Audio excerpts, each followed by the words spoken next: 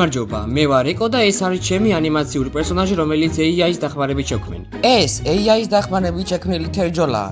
როგორ მოგწონთ? დაავს? ეს თერჯოლის მულტიპლედის მერია. როგორ მოგწონთ? ნახეთ რა ლამაზია. მე დღეს თერჯოლაში გამოგზაურებთ.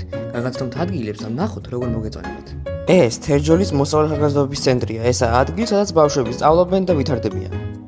მე აქ მუშაობ და მაქვს რობოტექნიკის კლუბი. ესაა ადგილი, სადაც ცოდნა სიმდიდრე. ეს კი სკანდის ციხეა, თერჯოლის მუნიციპალიტეტის ისტორიული ძეგლი.